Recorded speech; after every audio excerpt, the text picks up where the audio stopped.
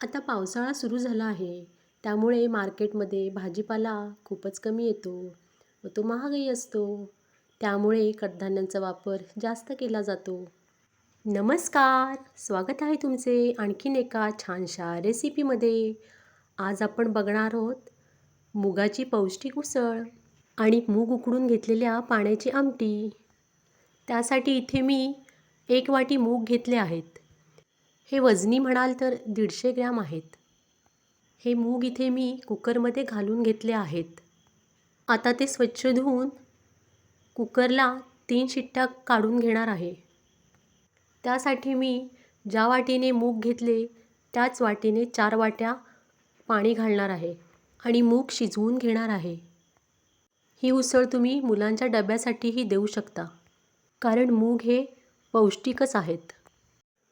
आता 3 शिट्ट्या झाल्या आहेत. कुकरचे प्रेशर कमी झाले आहे आणि मी कुकरही उघडून बघितला आहे. आता आपण मूग शिजले का ते पाहूया. हे बघा, मूग छान शिजले आहेत. मूग एकदम जास्त पण शिजता कामा नयेत आणि कमी पण शिजता कामा नयेत, पण ते थोडेसे फुटले पाहिजेत.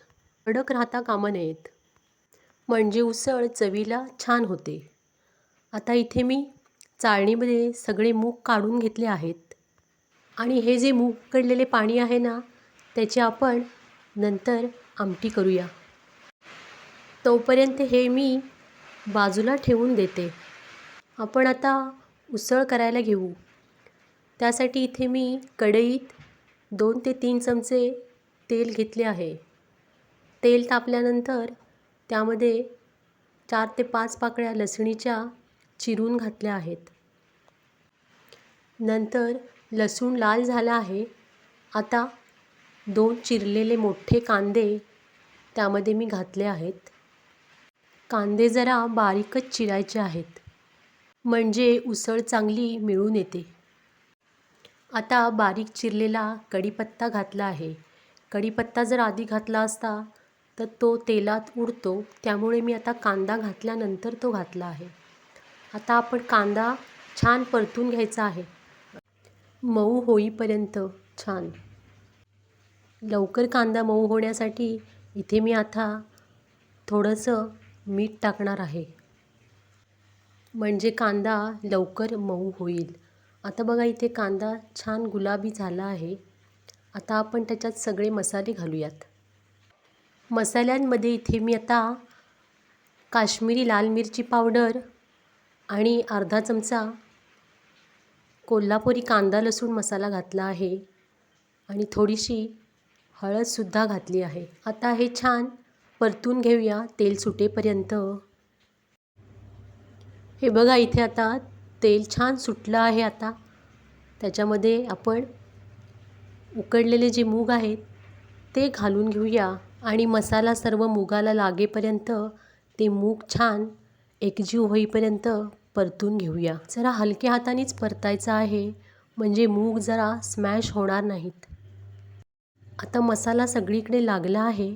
आता त्याच्यावर झाकण ठेवून बारीक गॅसवर 2 मिनटं वाफ आणायची आहे.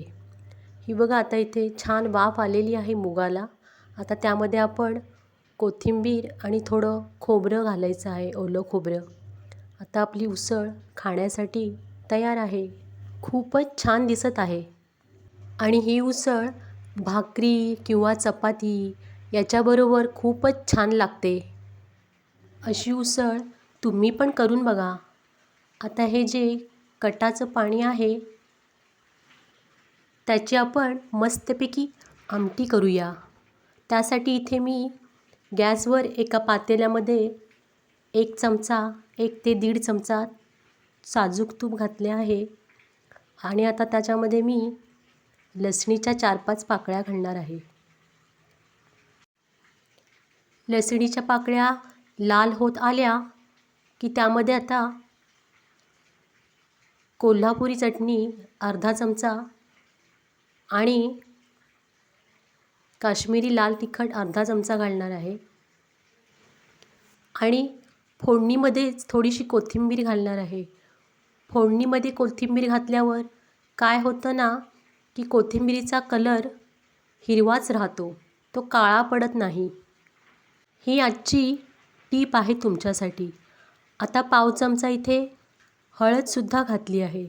आता हे छान परतून घेऊन त्यामध्ये जो मुगाचा कट आहे तो मी घालणार आहे.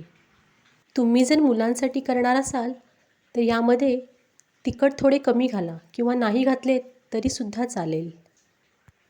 ते मुले आवडीने पितील. आणि तुमच्याकडे जर कोण वयस्कर व्यक्ती असतील त्यांच्यासाठी सुद्धा हे पौष्टिकच आहे. आता इथे मी चवीपुरते मीठ टाकले आहे आणि छान ढवळून घेणार आहे आता. आणि थोडंसं कांदा खोबऱ्याचं वाटण त्याच्यामध्ये घालणार आहे. जास्त पण नाही, थोडेसेच घालायचे आहे. ते पातळच छान लागते. आता इथे आपली आमटी तयार आहे. भातावर वगैरे किंवा नुसती पिण्यासाठी पण खूप छान लागते. चॅनलवर नवीन असाल तर सबस्क्राईब करा, व्हिडिओला लाईक करा. आता भेटू पुढच्या रेसिपीमध्ये. तोपर्यंत बाय बाय आणि सगळ्यांना नमस्कार.